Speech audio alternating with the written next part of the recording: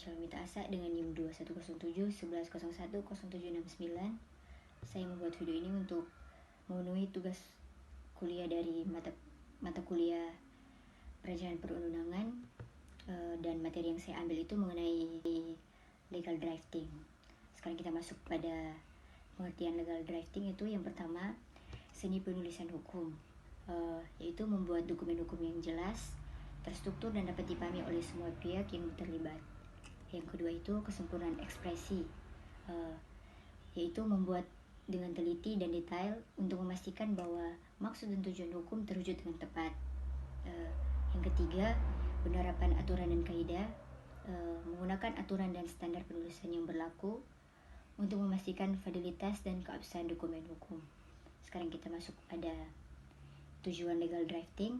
Yang pertama itu keterbacaan, yaitu membuat dokumen yang mudah dibaca, dimengerti, dan dapat diterapkan oleh berbagai pihak.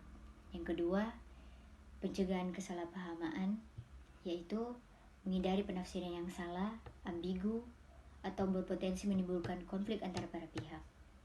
Yang ketiga, perlindungan hukum, menjaga keberlakuan dan kekuatan hukum dokumen sehingga melindungi hak dan kepentingan para pihak yang terlibat. Sekarang kita masuk pada prinsip-prinsip legal drafting. Yang pertama itu kesederhanaan.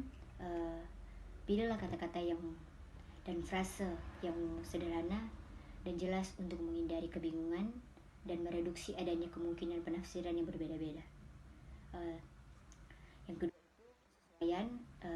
sesuaikan format dan gaya penulisan sesuai dengan jenis dokumen hukum yang dibuat agar berwibawa dan mendukung keberlakuannya.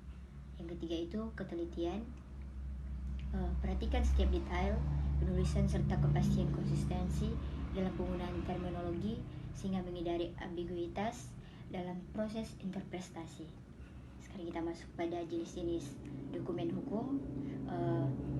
Yang pertama itu perjanjian kerjasama, yaitu membuat persetujuan dan tata tertib antara dua pihak yang berperan dalam suatu kerjasama bisnis. Yang kedua itu perjanjian sewa menyewa, merinci hak dan kewajiban pemilik dan penggunaan dan dalam suatu perjanjian sewa menyewa properti atau aset. Yang ketiga ini akte pendirian perusahaan, yaitu dokumen resmi yang menetapkan pendirian dan struktur suatu perusahaan serta aturan yang mengaturnya. Yang keempat, perjanjian jual beli, menetapkan hak dan kewajiban pembeli dan penjual dalam transaksi jual beli suatu produk dan jasa. Sekarang kita masuk pada tata cara penyusunan hukum. Yang pertama itu penelitian dan analisis, melakukan riset yang mendalam dan menganalisis semua aspek yang relevan sebelum memulai proses penulisan. Yang kedua, penyusunan struktur, membuat kerangka dan struktur dokumen yang jelas dan teratur dan memudahkan pembaca membacanya. Yang ketiga, penulisan dan pengeditan, menulis dengan jelas dan menggunakan bahasa yang sesuai dengan konteks hukum serta melakukan pengeditan dan meningkatkan kualitas video. Sekarang kita masuk pada tips dan trik legal drafting.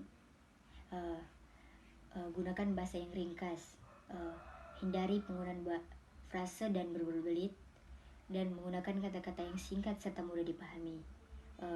Selanjutnya, jaga konsistensi, pastikan terminologi dan gaya penulisan yang konsistensi untuk menghindari kebingungan dalam interpretasi dokumen.